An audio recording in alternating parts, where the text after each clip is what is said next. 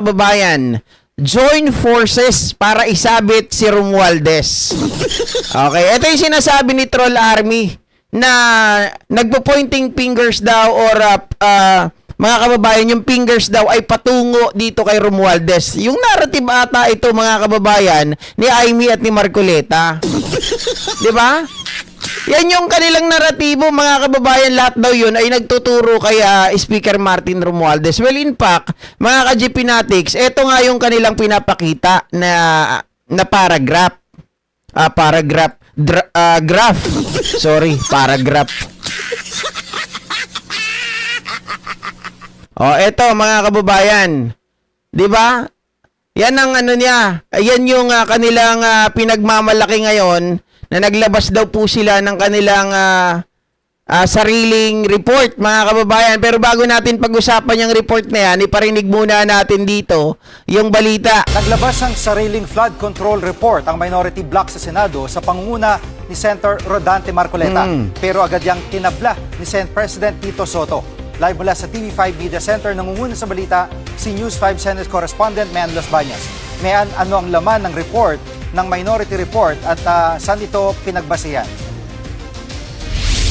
Jiggy, 576 pages nga itong minority report o yung report na nilabas ng Senate Minority Bloc kaugnay pa rin sa mga investigasyong ginawa ng Senate Ribbon Committee sa maanumalyang flood control projects. Ano ba ang laman yan? Laman yan, kabilang sa laman yan, yung mga personalidad, private citizens man yan, mga government officials, politiko na nadidiin sa flood control scandal. Pinagbasehan yan, Jiggy, unang 3 hearings ng Blue Ribbon kung saan ang chairman ay si Senator Rodante Marcoleta. And then yung next 3 hearings kung saan ang chairman na ay si Senator Ping Lacson. Kabilang sa mga nabanggit na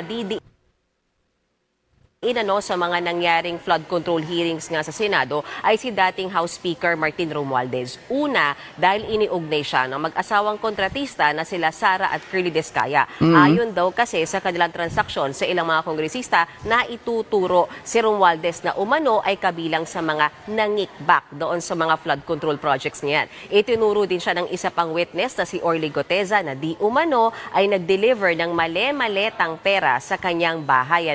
At Di ba mga kababayan, if I remember right, etong yung mag-asawang Diskaya, nung sila po ay humarap sa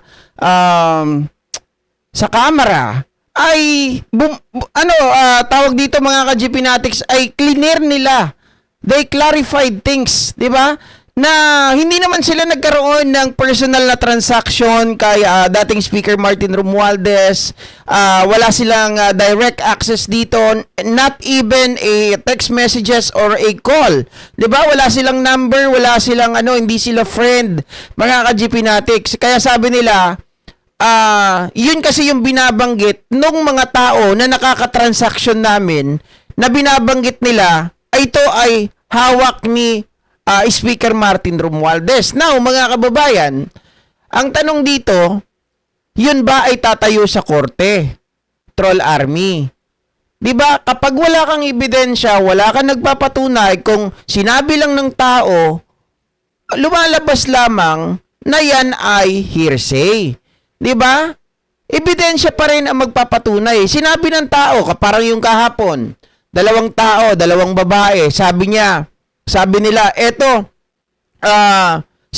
yan si Curly Descaya. Sinabi niya na ang 30 Marine, di ba, 30 Tamarine property ay kay Speaker Martin Romualdez. Mga kababayan, when you are going to check all the documents, deed of sales, proof of payment, lease, di ba, wala namang nagsasabi na kay Speaker Martin Romualdez yun.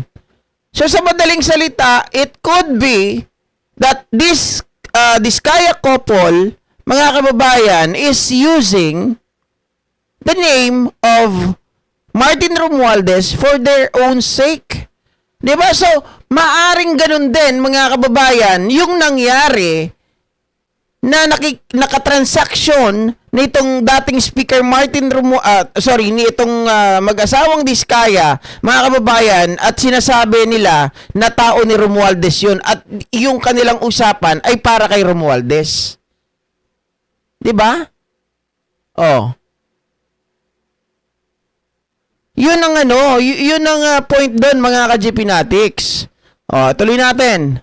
Saad din sa report, Chiki, na bilang dating speaker ng Kamara, hindi basta-bastang pwedeng maabsuelto si Romualdez sa mga pangyayari. Either complicit siya o may kinalaman siya sa paungurakot ng ilang kongresista o negligent siya o pabaya. At sa parehas na kaso, siya ay may pananagutan o may liability. Narito ang bahagi ng pahayag ni Senator Rodante Marcoleta. Okay, pakinggan natin to.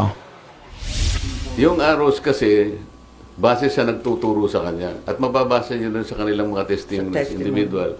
Talagang, for example, Gutesa, tinuro si Saldico and Martin Romualdez. Si Diskaya, nabanggit din ang pangalan ni Martin Romualdez.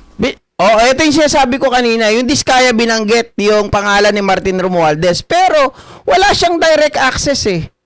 Hindi naman niya nakausap si Speaker Martin Romualdez. Ang nakausap niya, yung tao daw di umano ni Romualdez. At sinasabi mga kababayan, kay Romualdez yung transaction na yon. So paano mo patutunayan mga kababayan? Kayo na ang nagsabi, kayo na ang tatayo ba yan sa korte? Di ba maaari kasi yung mga tao na yon ay ginagamit lang yung pangalan ni Romualdez. Ngayon, mga kababayan, ipasok natin yung sinasabi dito ni Troll Army. May direct knowledge daw. Mga kababayan, merong first-hand knowledge itong si Gutesa. Okay. Ganito lang yan. Kung merong first-hand knowledge si Gutesa, bakit si Gutesa tinuturuan pa nitong si Marcoleta? Huwag na natin pag-usapan yung notaryo. Huwag natin pag-usapan bakit tinuturuan pa ni Marcoleta. Oy, Mr. Gutesa! Ha? Huwag ka na mag-adlib. Mag-stick ka doon sa iyong binabasa. Mr. Gutesa, nalalagpasan mo yung paragraph 20, may nawawala. Ayon dito kay Mike Defensor, mga kababayan, binawi na ni Gutesa yung kanyang salaysay at hindi talaga si Martin Romualdez. 'Di ba? Tapos ito, mga ka-GPnatics, ganito pa yan.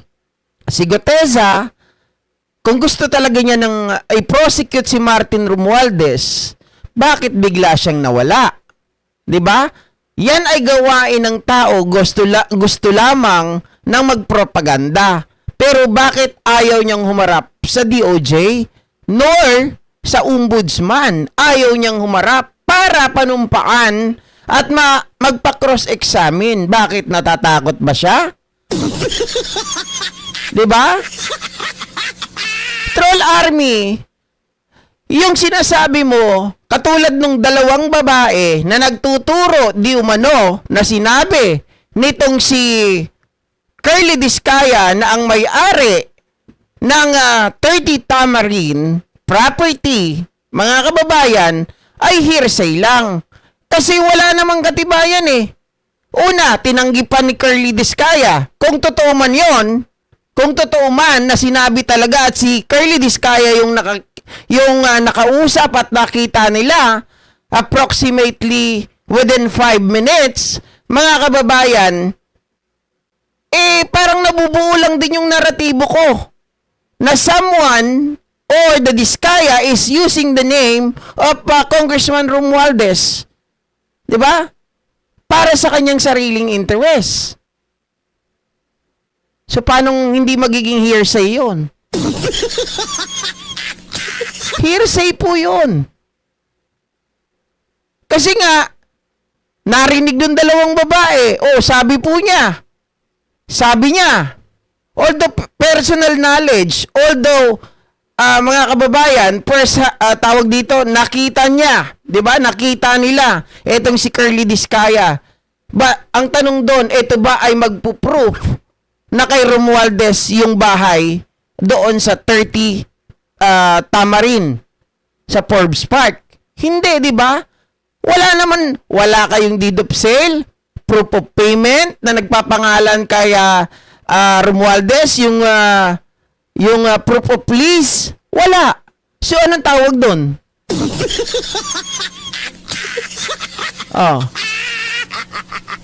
So, parang, mga kababayan, Nasaan ang connection kay Romualdez? Sa utak lang ng mga DDS. Diba? Turo-turo lang, ganun ba yon?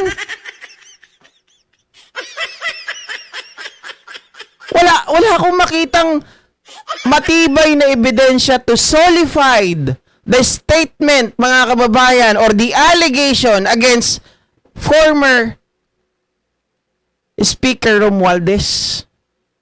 Kahit ano pang pagsasabihin nila, kahit ano yung pinapakita nila, mga kababayan, na graph na ito. Sabi dito kasi, testify that they transacted with D.E. Alcantara and Yusek Bernardo that most of the DPWH may deal with mentioned Rep. Saldico.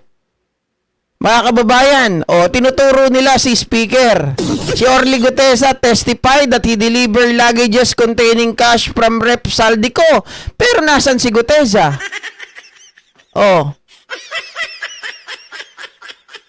Si Henry Alcantara, ang katransaksyon niya si Saldico, hindi naman din si former Speaker. Sabi ni Marcoleta, hindi niya pwedeng ialis yung sarili niya, hindi niya pwedeng i-distansya yung sarili niya kasi bata niya. Etong si Saldico. Mga kababayan, sige, di patunayan nyo kung ano yung connection between Saldico and Speaker Martin Romualdez. Ganun lang yun. Maging evidence-based tayo, hindi pwedeng, hindi naman yan, hindi naman yan kikilos kung wala yan si Martin. Hindi rin kikilos si Martin kung wala si BBM. Sabi ng mga bobong mga DDS. Sabi ko nga, mga kababayan, ipakita nyo yung ebidensya nyo. Ganito lang yan, Troll Army. Kung talagang buo ang ebidensya at hindi propaganda, hindi ka ba nagtataka sa dami ng abogado ng mga DDS? Unahin na natin si Marcoleta, Vic Rodriguez, Jimmy Bondok, Hinlo, Trixie Angeles, Torion, Topacio. Sino pa? Mga kababayan, yung bulol-bulol, di ba? Ang dami, 8 na yun na pangalanan ko. At madami pang iba. Pero hindi ka ba nagtataka ang mga abogado or ang mga Duterte ay hindi po nagpapile ng kaso. Sama mo pa si si Butike. Sama mo pa si Roque. 10 na yon. Bakit hindi sila nagpapile ng kaso laban sa mga sinasabi nila o pinaparatangan nila? Yun lang ang katanungan dun eh. Simple ang sagot. Ako na rin ang sasagot. Dahil alam nila, wala silang sapat na ebidensya. Muro-muro lamang. Diba? Pagdating sa korte, hindi tatayo, balahibo lang.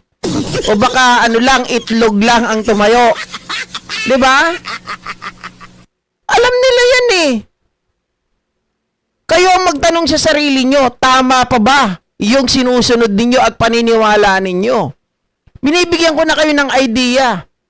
Bakit sila walang tapang, walang balls, walang bayag na magsalita at sila po ay magsampa ng kaso directly laban sa mga tao na pinaparatangan nila? Isa lang ibig sabihin nun. Alam nila na hindi tatayo sa korte itong mga paratang nila. Kaya, mga kababayan, ang ginagawa nila sa media para kumuha na lang ng media mileage. At syempre, dahil maraming uto-uto, 'di ba? Naniniwala pa rin sa kanila. O sama mo pa si Glenn Chong. Hindi po ba? Oy, Jojo Ray Santos, wag naman mag-flood. Sige ka, bahala ka. Mamaya, tanggal ka na dyan. Isa lang kayo, salot at magnanakaw. Sabi niya. Paulit-ulit, nababasa ko naman. Isa pang ulit. Time out ka na. Di ba? Eto. Talagang inulit pa. Sige. Bahala ka. Wala kang kita. Di ba? Wala kang kita. Paulit-ulit ka eh. Kita mo itong si mga kababayan, si former DPW Yusek Roberto Bernardo. O, tinanong siya ni Marcoleta. Ang tanong ni Marcoleta sa kanya, bakit dito sa mga personalidad sa Senado ay kompleto ka, detalyado? Sabi nitong si Marcoleta kay Yusek Bernardo. With due respect po, Your Honor, sabi ni Yusek Bernardo. Siyempre, kaya kompleto ang detalye ng naratibo ko hinggil sa mga personalidad dito sa Senado dahil meron akong personal knowledge, transaction ko, at ito talaga yun nangyari. Bakit kay Speaker Martin Romualdez? Wala kang sinasabi. Hindi kompleto, kulang-kulang. Hindi ko naman po siya nakatransaction eh. 'Di ba? Kahit mga tao niya, wala din. So, anong sasabihin ko? Gagawa ko dito? Mag-iimbento ako? Basag. Mga ka-GP Natics, sige nga, Troll Army, sabihin mo nga kung may pag-asa. Etong mga paliwanag nila, galit na galit. Etong si Amy, isa rin ito. Mga kababayan, bakit hindi niya kumbinsihin yung mga abogado doon sa mga DDS sa di ba? Sa kampo ng DDS, napailan nila ng kaso itong pinsan niya na, ewan ko ba, bakit siya galit na galit dito, mga kababayan?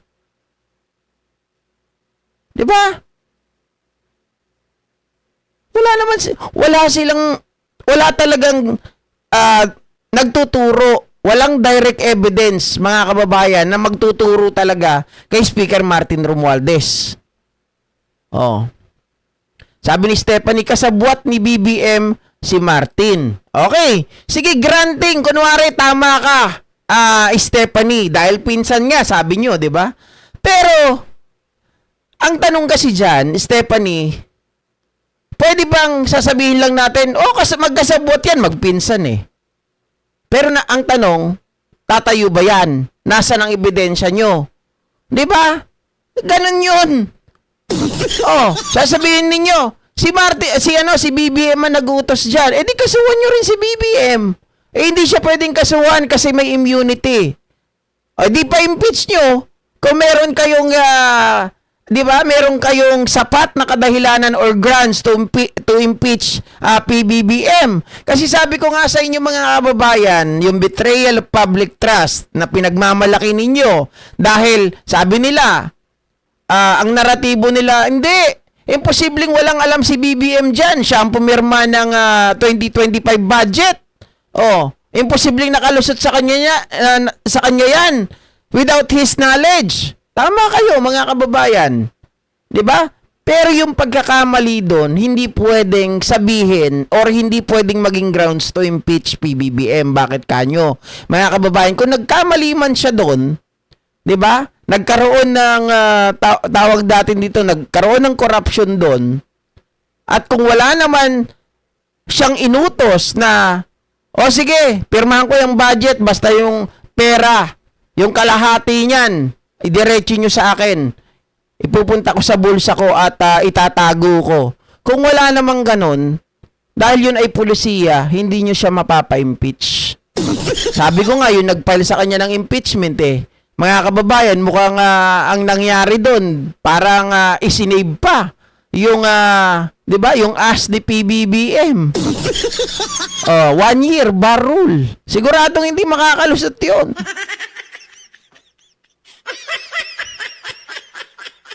Nagpalit lang ng pangalan to si Stephanie, ikaw din yung kanina eh. Di ba?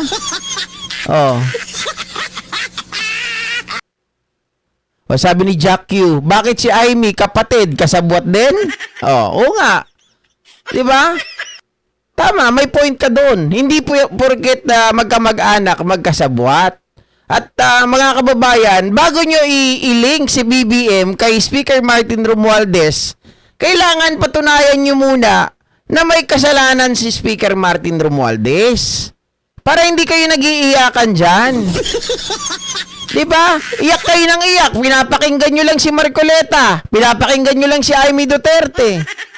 Wala naman matibay na ebidensya para itulak, para makasuhan. Diba? Itong si dating Speaker Martin Romualdez. Biruin nyo mga kababayan, si Lacson na nagsalita kagabi. Oh, hindi naman hindi sapat itong pagtuturo ng dalawang witness na kay Speaker Martin Romualdez daw yung property sa 30 Tamarin, 'di ba? Mga kababayan, kasi unang-una wala naman silang ibang katibayan maliban dun sa sinabi daw ito nitong si Curly Discaya. So, maaring si Curly Discaya talaga ang gumagamit sa pangalan ni Speaker Martin Romualdez, not the other way around. Kasi, nung una, ang labas doon sa tabloid o doon sa mga balita, ginamit ni Speaker Martin Romualdez ang Discaya, di ba, para makapag-gain ng luxury properties sa 30 Tamarin Forbes Park. Baliktad naman pala. Mukhang ang assessment ko dun si Curly Discaya ang gumagamit sa pangalan ni Romualdez. Oo.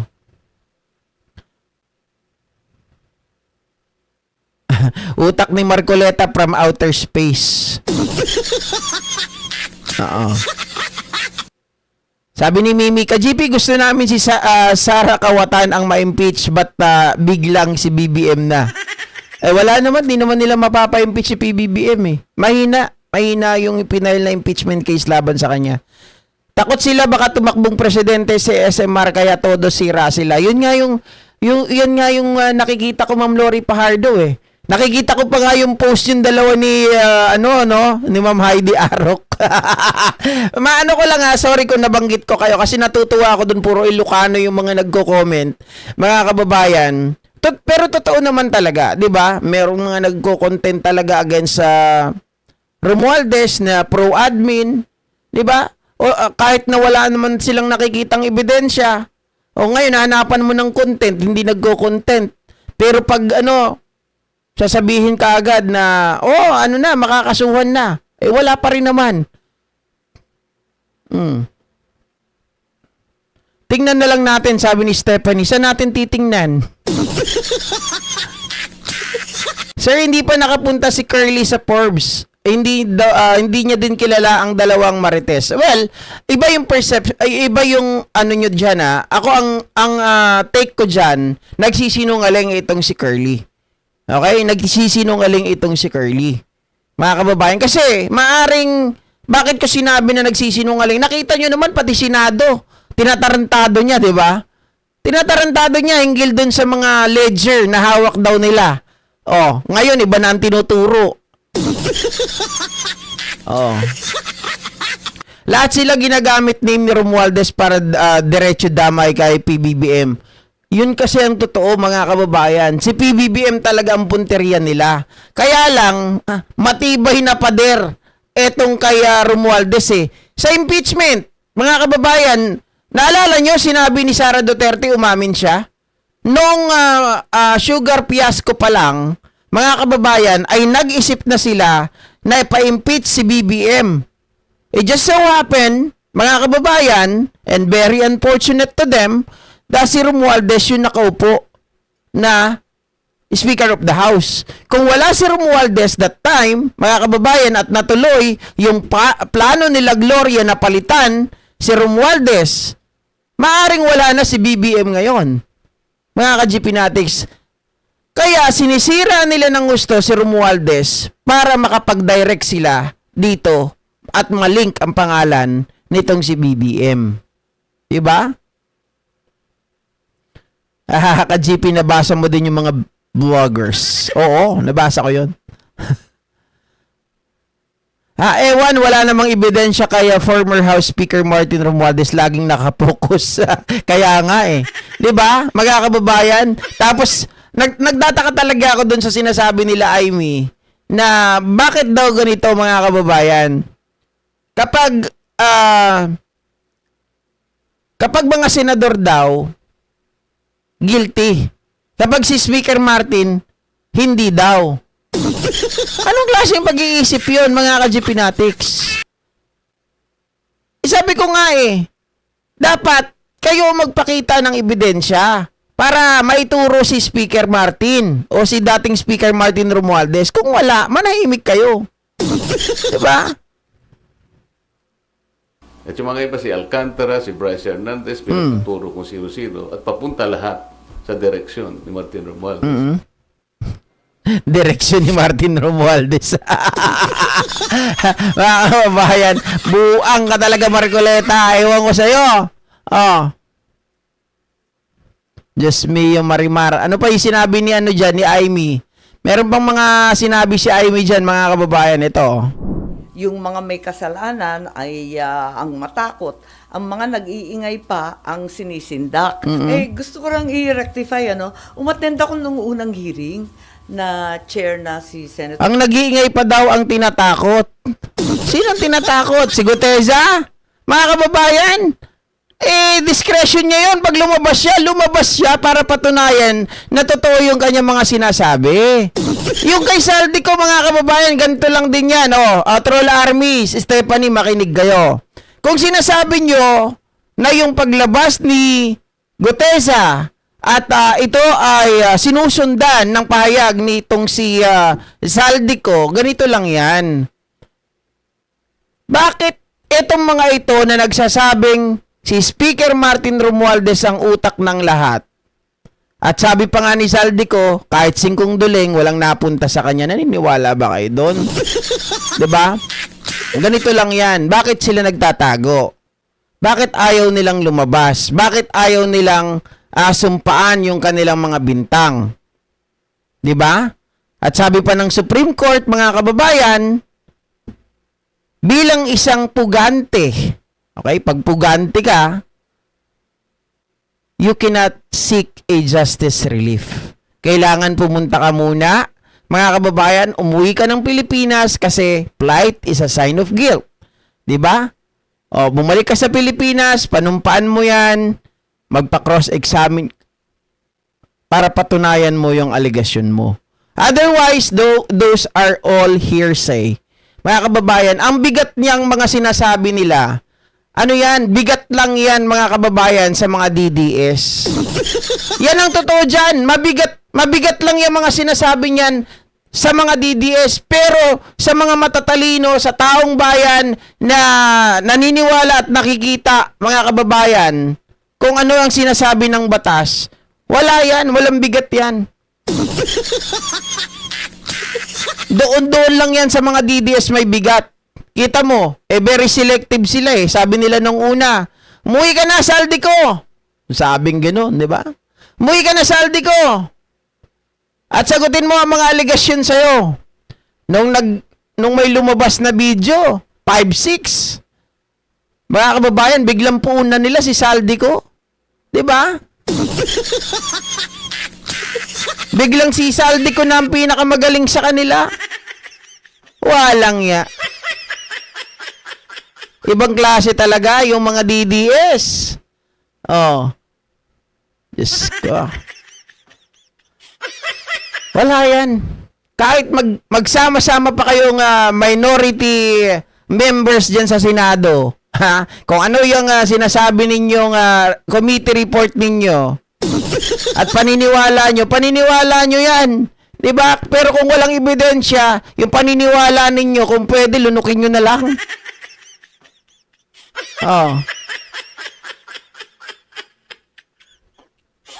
Chris Tulo. Bakit ba Tulo? Hi, Ma'am Liberty Torino. Shoutout. Kanina pa ako manonood. Nag-like na ako. Ngayon lang ako nag-comment. Maraming salamat sa lahat ng mga nag-like dito, ha. Mama Dan Zenon. Lahat ng DDS, mang-mang. Hindi nila kaya si MR, kaya kahit anong gawin nyo, Marco Beta, babalikin na, wala kayong ebidensya, puro hearsay lang. Kung mayroon kayong ebidensya, file case against MR. Aimee inggit, walang gamit. Hindi ko talaga alam kung bakit siya naiinggit dito kaya SMR, mga ka-GP Natics. Diba?